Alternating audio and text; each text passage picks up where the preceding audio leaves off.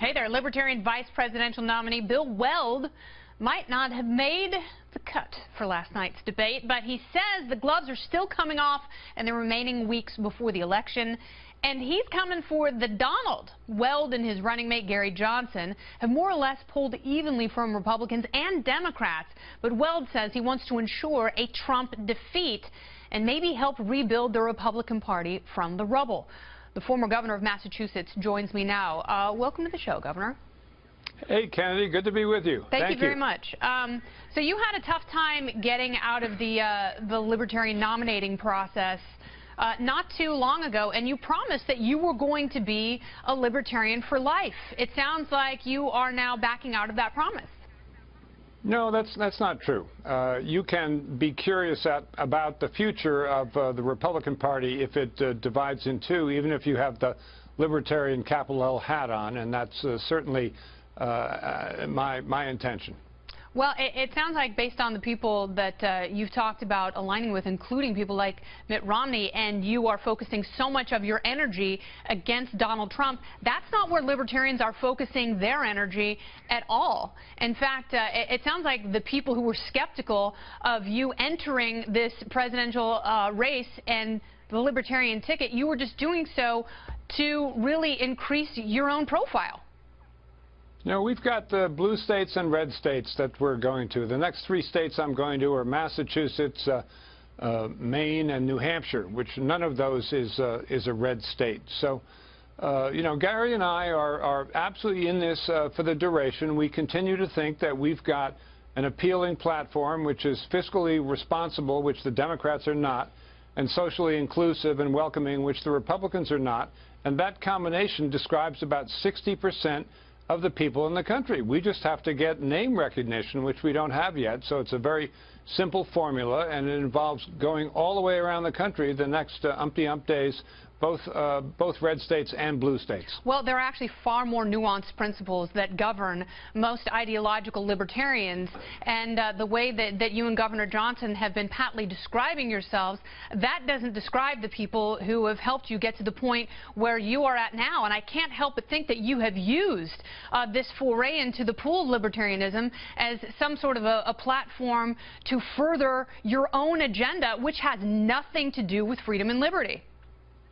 Well, we told the truth at the Libertarian Party convention. It is true that I've made no bones about the fact that I'm running as myself. But when I was a Republican, I ran as myself. I never, ever bought into the movement conservative social positions of the Republican Party, such as being anti-choice on abortion and setting their face against marriage equality or civil rights even for gays and lesbians, and never pretended that I did. So I've always been myself. The one promise that Gary Johnson and I made to each other in embarking on this ticket is that we were always going to tell the truth, and we do play straight baseball. Well, it doesn't seem like you've been playing straight baseball at all. In fact, you've been playing a totally different sport.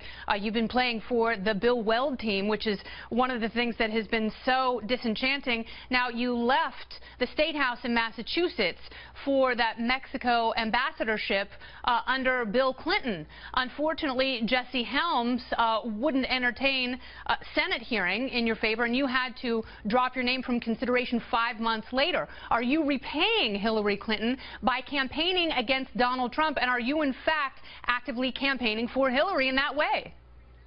No, I'm not actively campaigning for anybody except Gary Johnson and Bill Weld, and we're not repaying anybody. We're moving straight ahead with what we think is a winning argument, that this is a year when, you know, voters looking at the two establishment parties are thinking, I'm watching a scary movie and I can't change the channel. Well, you can change the channel.